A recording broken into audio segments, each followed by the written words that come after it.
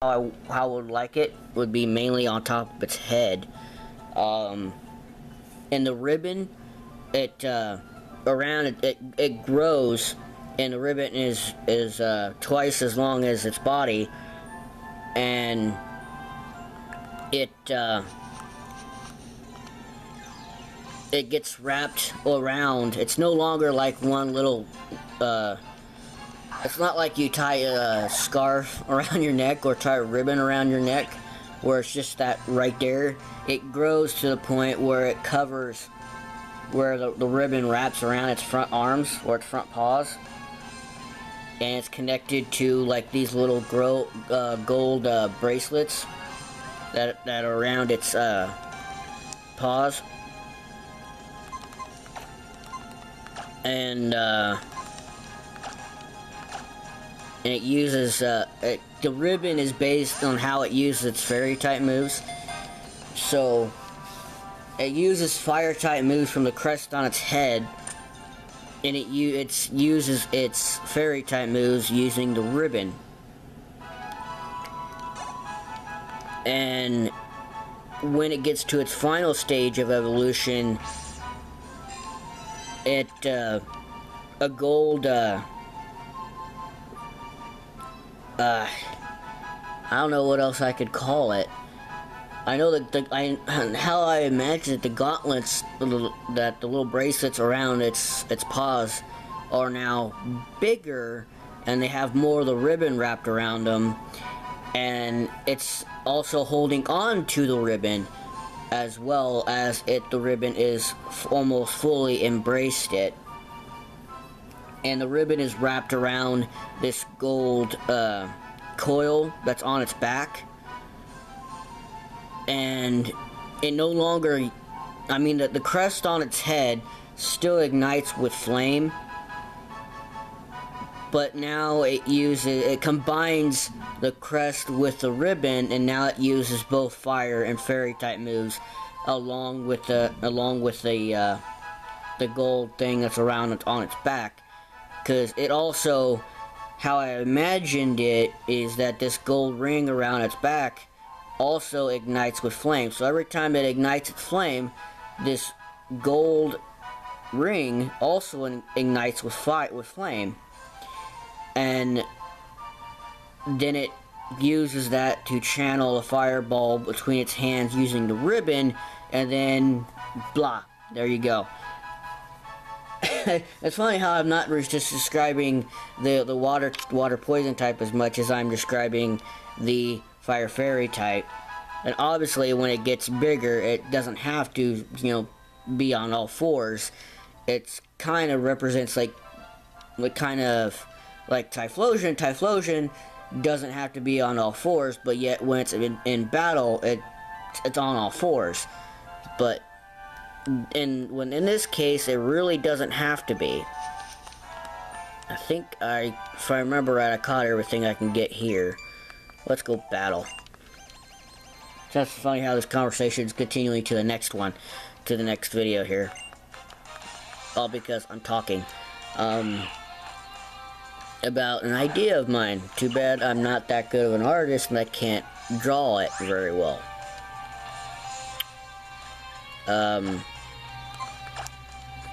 The next one I want to talk about is the grass type, and it's going to be a grass dark type, because that's how I imagined it, or it could easily be a grass ground type, but yet I prefer a grass dark type because that's how I came up with it, and I'm basing it off of the saber-toothed tiger.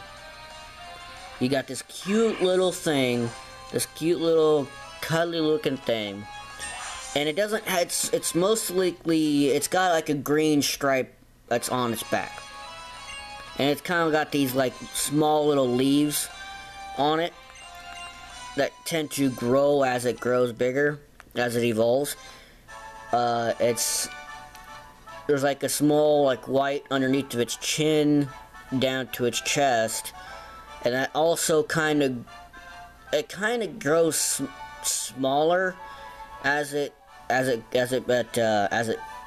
evolves, and its body becomes more bigger, more muscular, and basically it's a Pokemon that's not been on speed. It's been on power, and as it grows, its green color tends to take over, where you only see black underneath, like under its chest to its belly, and you got a little white underneath to its chin, and the fangs of a Sabertooth is more present as it grows, and so does the leaves. And then usually how we assume that Sabertooth tigers have like some sort of mane on their backs, that could easily be thorns or spikes or anything like that, but the leaves, the little leaves that are on it tend to grow, and there's more of them, and at the end of each leaf, or basically right around its neck, there's these couple of vines that come out, and it's so much better if I could have drawn this, but I'm not that good. And as it grows to its full form, the leaves are more present, they're much bigger, they're almost like armor that covers its body. It's a much more darker green than it was before, and it's really hell-bent on brute force, which I came up with a move for it, specifically called Leaf Shroud. Leaf Shroud would be, I would say, something like a 120 attack. No, I'm not gonna do that. I'll just do this.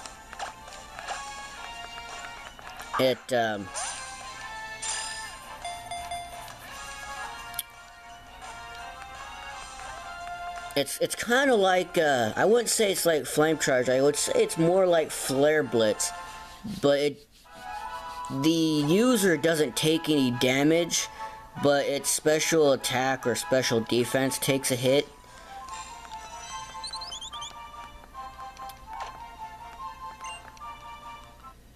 But it's almost like Overheat, you only get one good shot with it, and it's not as strong later on, but it's more of a physical attack. Leaf Shroud, as I'm going to describe it here, it roars, and when it lets out this beastly roar, leaves, kind of like Leaf Tornado or Leaf Storm, cover it. The leaves that cover its body harden, and they become, like, literally become hard as steel. And yeah, I'm gonna knock you out. And yeah, it's a I could see Crunch being one heck of a move to use with it. Vine Whip might be a move with it. I think Grassy Shield would also be a part of it too, because of the leaves that are on it, that's covered by.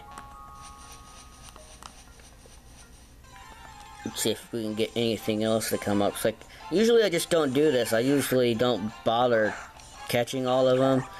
Usually I just keep on going ahead and catch them later, which I can easily do that.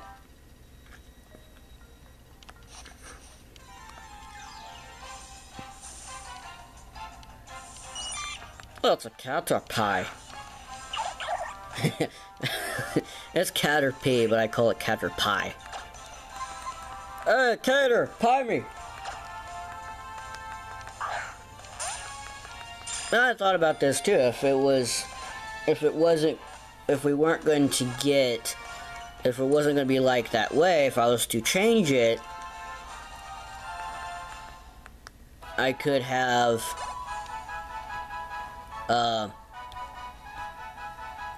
the grass type be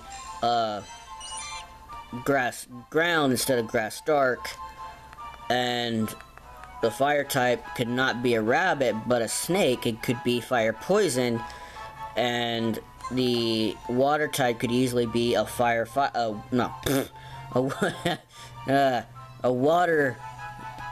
water fighting type, which we have not got to see one yet. So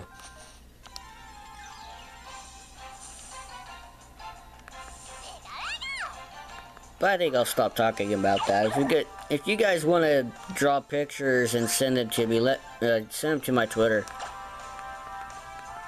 I would like to see this. I mean, with the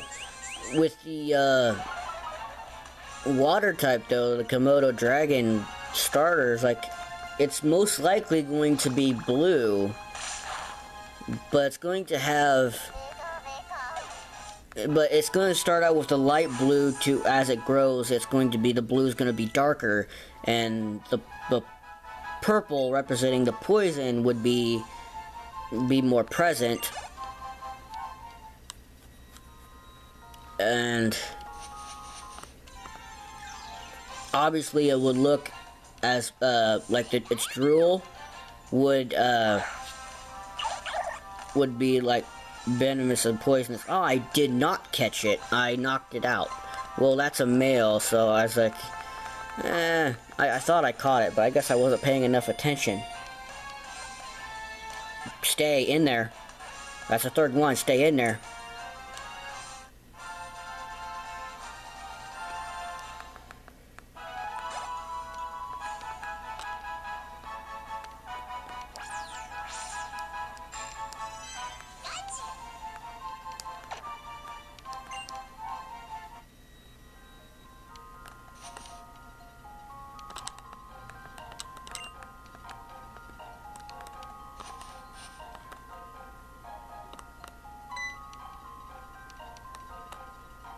Might as well just keep going here.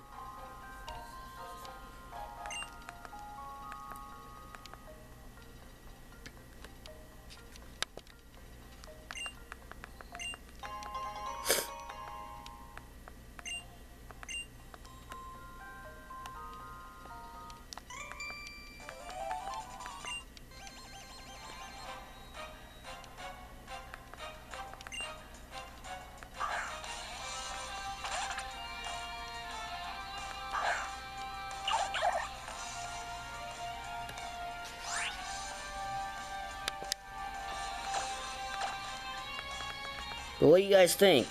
You think I had made the right choice, that I had the right idea?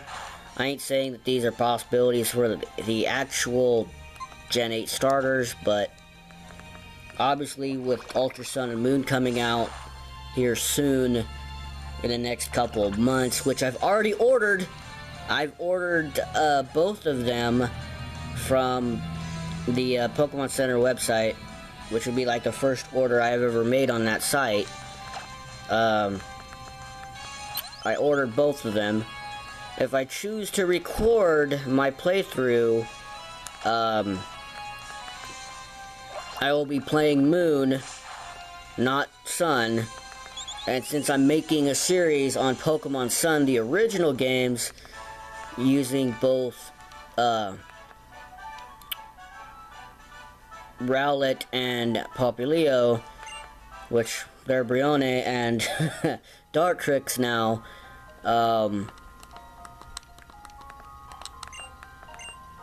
yeah,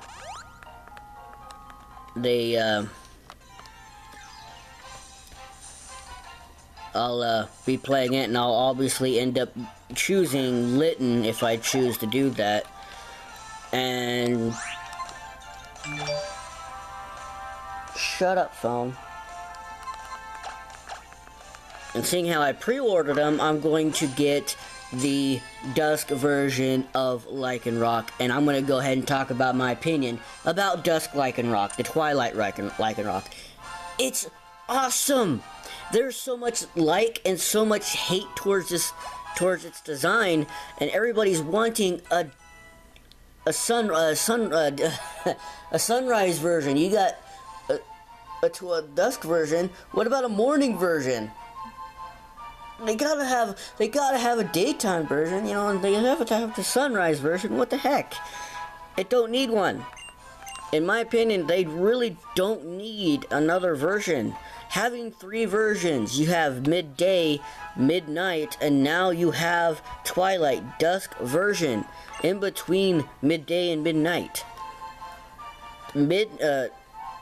Twilight Lycanroc has the capability of learning both Excel Rock and Counter, which are the base moves for midday and midnight. Don't need Lick. Don't need it. It can go away. I mean, it's orange color. It looks awesome. I mean, I like how they did it. Its evolution in that episode was just awesome. I like how when these Pokemon, when they evolve, they howl together. I like that. It's just like a pack.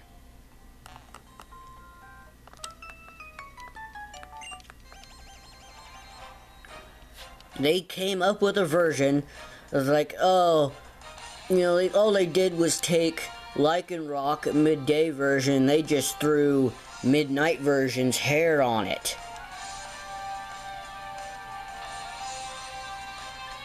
And your point is, you have a Pokemon, a form of a Pokemon that's different. Shut up, phone. It's got green eyes. How it battles is different from the others. When it battles, its eyes turn red when it attacks.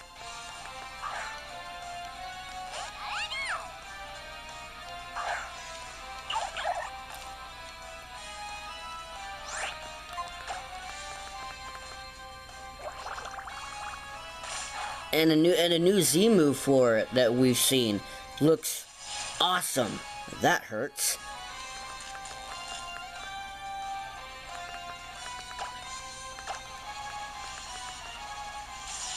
Oh, don't knock me out. That'll make me mad. I like Dusk version Lycanroc. I like it.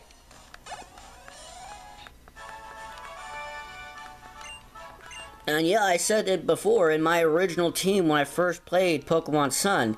Not the one that I'm doing a series on, but when I actually played it. And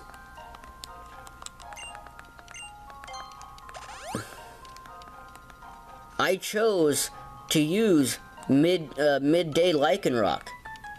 And Linn was the starter that I chose. Which is the funny part. Here again, I'm playing a series. I might make a series for Ultra Moon, choosing Linn, and also having Rockruff, which will evolve into Dusk form Lycanroc, which is the only way you can get it is if you pre-order it, and which I did. I pre-ordered both. And here I am, like, I already have a Lycanroc in my original team, which is this midday form. And here I'm gonna have its, shut up phone, Dusk form, which is capable of using both Counter and Excel Rock.